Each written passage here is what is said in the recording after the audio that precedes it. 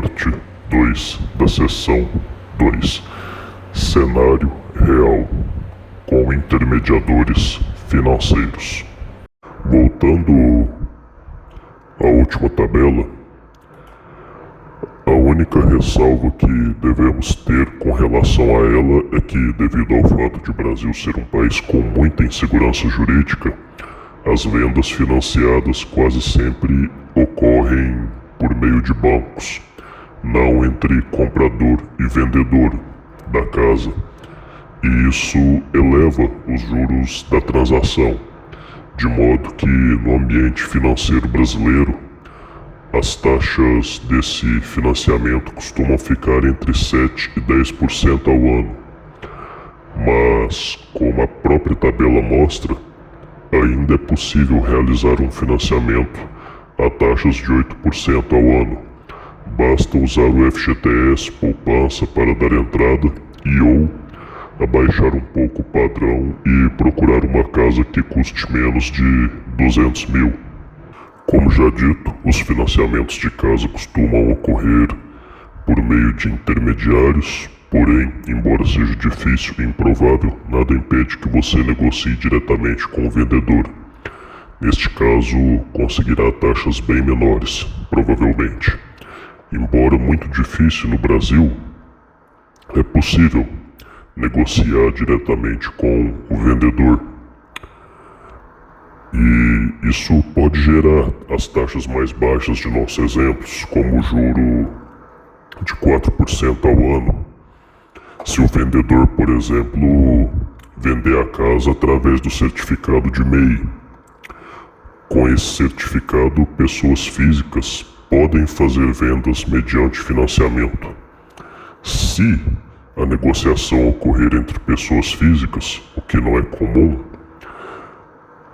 taxas de juros mais baixas, como 4%, podem ocorrer, sendo os casos 5 e 6 mais realistas.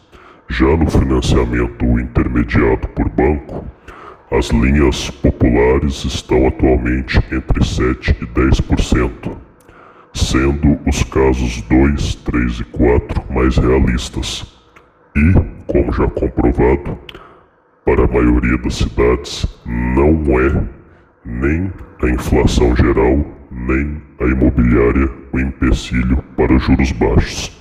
É a insegurança jurídica brasileira e o oligopólio financeiro e a acachapante taxa Selic de 13,75% ao ano, números de fevereiro de 2023. A maioria das vendas imobiliárias populares ocorrem intermediadas por bancos com taxas entre 7% e 10% ao ano.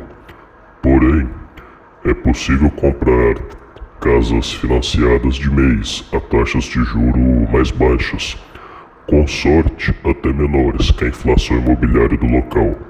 Vamos agora apresentar uma tabela com casos de financiamento de uma casa de R$200 mil em 30 anos, a taxas de 4%, 6%, 8% e 10% ao ano, revezando entre financiamento sem entrada e com entrada de 50 mil. Prestem bem atenção a essa tabela, que ela é a mais importante do trabalho, pois é ela que possui as taxas encontradas no mercado imobiliário verdadeiro. Em vermelho estão os casos em que sobra menos que o salário mínimo. Em amarelo, casos em que sobra ao mês mais que o salário mínimo, mas menos que a renda domiciliar per capita. E em verde, casos em que sobra mais que a renda domiciliar per capita.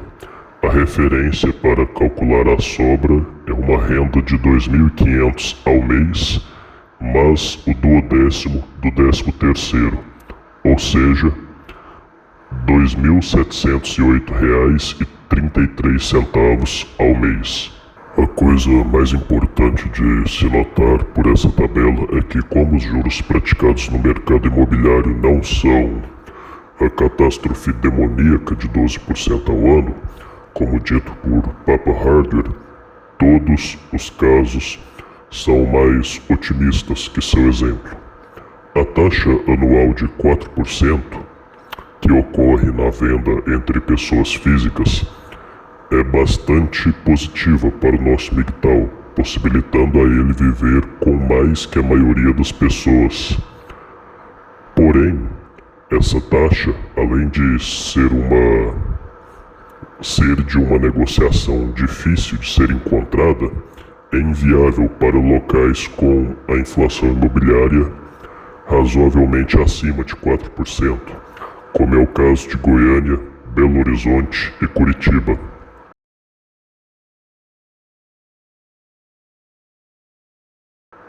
A essa taxa, podemos arriscar até abrir mão de dar a entrada de 50 mil. A taxa de 6%, embora seja possível comprar o imóvel, é altamente recomendável usar o FGTS, poupança, para dar entrada, ou abaixar um pouco o padrão da casa. A taxa de 6% é atualmente impraticável nos financiamentos com intermediação de bancos, sendo possível na venda entre pessoas físicas. Sob taxa anual de 8%, se abaixarmos o padrão ou dermos uma entrada, ainda conseguimos financiar a casa vivendo como um brasileiro médio ou até um pouco melhor. Do contrário, embora percamos bastante bem-estar, viveríamos com um salário mínimo por mês. É muito difícil, mas não impossível. Muita gente vive, ou melhor, sobrevive com essa renda.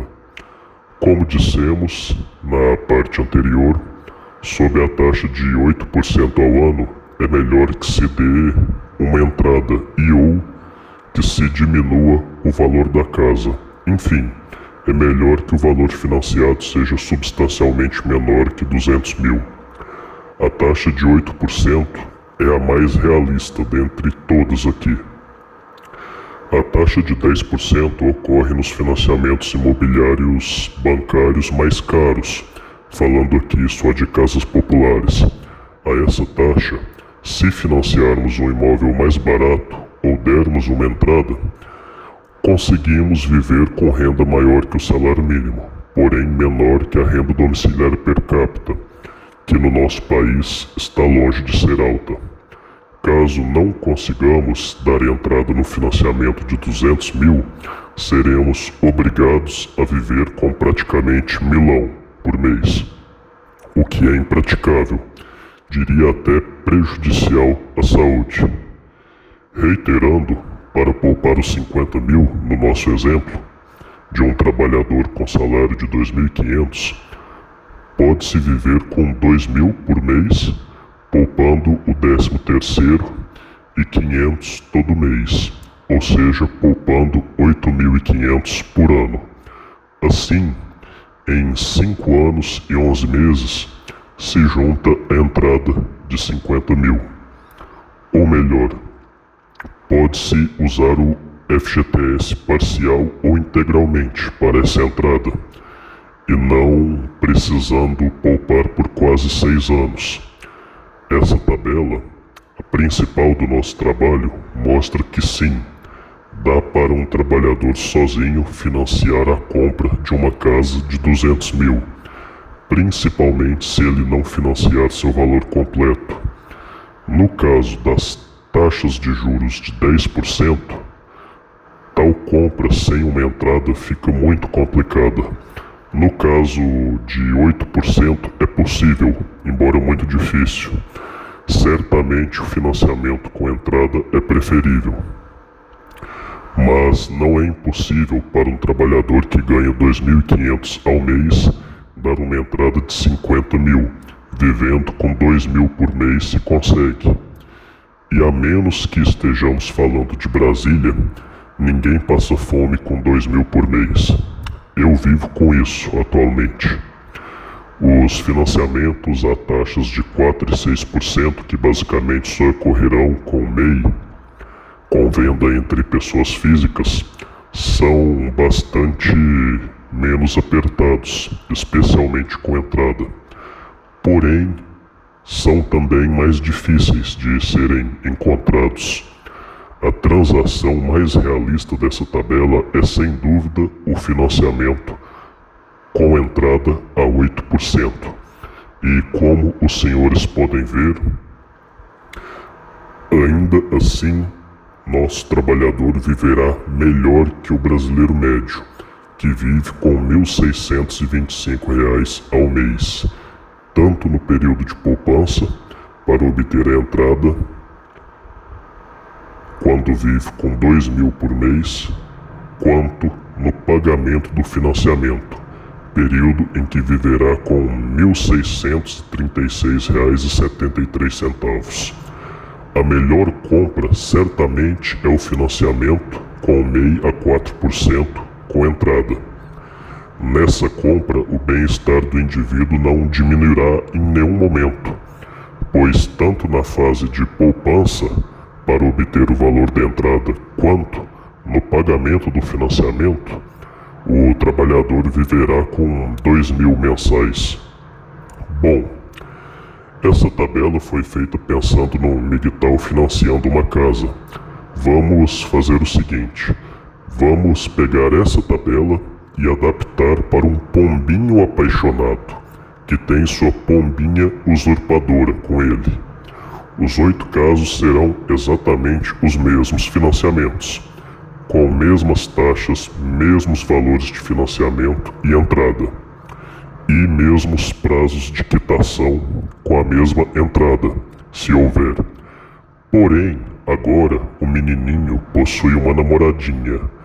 Porém, essa namoradinha, conforme dados reais que trouxemos, paga apenas 29,55% das despesas comuns.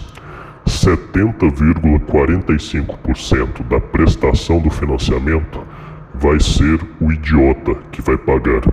E apesar de ele pagar quase o triplo que ela, pelas leis brasileiras, a casa vai ser muito mais dela que dele. Mas por hora desprezemos isso.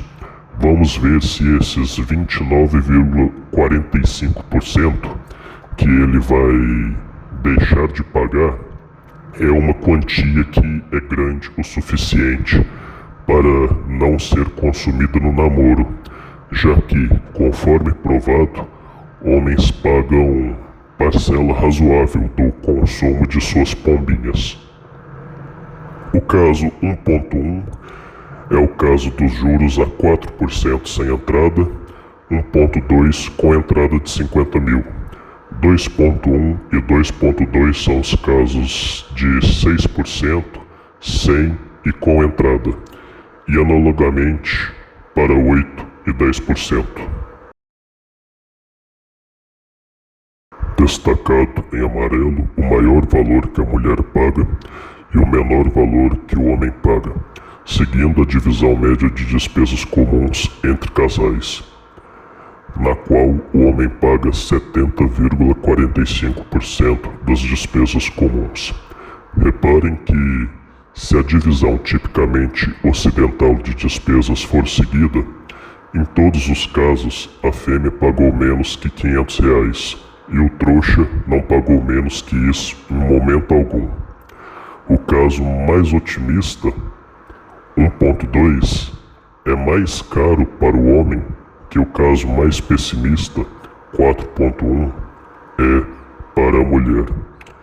Bom, independente dessa tabela, fato é que só de a mulher ter grande possibilidade de expulsar o homem da casa pela qual ele pagou 70,45%, só por isso já temos que não vale a pena ter uma honradinha só para financiar uma casa. Mas vamos lá, vamos fingir que estamos num país em que ambos os gêneros têm um direito igual à casa. Dada a distribuição de despesas, se o cara gastar mais de R$300 com a moça no relacionamento, os casos 1.1, 1.2 e 2.2 já não valem a pena. Já seriam casos em que seria preferível o rapaz ser migtal. E sabe o que é pior? É que dessas 8 compras, As 3 melhores em termos de custo-benefício são justamente essas. Senhores, não pensem que é a coisa mais difícil do mundo gastar R$300 no mês com um namoro, 2 jantares e uma balada para 2, numa cidade de baixo custo de vida, já dá algo em torno de 250. 70,45% disso dá R$ 176,13. Junta com isso os 70,45% das contas de água, luz e telefone, ultrapassa tranquilamente os R$300. Talvez atinja os 400. Se atingir, só valeria a pena o financiamento conjunto nos casos 3.1 e 4.1.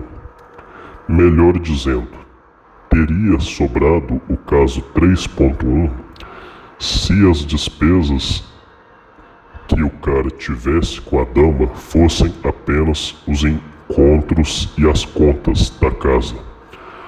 Um presente que o cara tiver que dar pra essa porra, nem mesmo esse caso vale a pena mais. A não ser que o presente custe menos de R$ 22,21. Chega no aniversário de uma mulher com um presente desse preço. Ela só falta enfiar o presente no seu cu. Não, e pior, se ela for uma mãe solteira e você tiver que ajudar a sustentar o boneco, aí você se fudeu de skate radical. Aí, certamente, o gasto mensal com a donzela ultrapassa os R$500. Portanto, em nenhum dos casos é vantajoso se relacionar com mãe solteira. Se a mulher não for mãe solteira, sobra o caso 4.1. Mas esse é o caso das linhas de crédito mais caras, sendo facilmente evitadas à época em que esse trabalho foi feito. Bom, confrades, com a análise dessa última tabela, acho que nós esgotamos o assunto. Vamos agora às conclusões do trabalho de hoje. O youtuber Papa Hardware surgiu com a sugestão de que uma compra conjunta num casamento seria um meio interessante de superar as dificuldades do financiamento de uma casa, especialmente as elevadas taxas de juros causadas pela inflação imobiliária. Aliás, ele foi além. Ele disse que a inflação imobiliária seria o fim dos MGTOW. Aqui no nosso trabalho, nós provamos que há meios de tornar um financiamento menos árduos que não envolvam uma compra conjunta ou um casamento. Há meios menos arriscados de se fazer uma compra conjunta que não envolvam um casamento, como com a família e ou amigos. Na nossa cultura e em diversas outras, é possível que a fêmea ache que a obrigação de pagar pela casa de ambos é inteiramente do homem. O casamento, portanto, não garante que a compra será conjunta. Ainda que a fêmea pague, é praxe ela pagar muito menos que o homem pelas despesas do casal. Isso é particularmente desvantajoso num país em que elas têm muito mais direito ao imóvel que os homens. Levando em consideração que a fêmea paga em média apenas 29,55% das despesas do casal, na grande maioria das vezes, a parte poupada pela contribuição da fêmea na compra conjunta é menor que os gastos que o homem pouparia se não tivesse num relacionamento com ela. Não é a inflação geral nem a imobiliária que torna os juros altos, mas características estruturais do país, como insegurança jurídica e oligopólio financeiro. Um erro crasso para quem se acha entendidão de economia. Os financiamentos imobiliários intermediados por instituições financeiras, devido à taxa Selic e aos fatores estruturais do tópico anterior, possuem taxas de juros mais próximas, mas ainda bem menores que o patamar de Papa Hardware. Porém, perseverando em procurar uma venda de casa entre pessoas físicas, é possível encontrar juros mais baixos. Dada a inflação imobiliária de Goiânia, a estratégia de procurar pessoas físicas como vendedores para reduzir o custo não será viável. Mas, como vimos, é possível comprar uma casa na cidade com juros de 8% ao ano. A estratégia de usar o FGTS e outras formas de poupança para dar entrada no financiamento amenizam bastante o arroxo financeiro. Papa Hardware não ponderou isso em sua análise. Mesmo saindo do cenário simplório do argumento de Papa Hardware, que não pondera intermediadores financeiros, encarecedores da transação, e indo para o caso real, as taxas de juros do financiamento de um imóvel popular ficam entre 7% e 10% ao ano, muito distantes ainda dos 12%, sendo possível, com dificuldades, que um MGTOW que ganhe 2.500 ao mês compre a casa.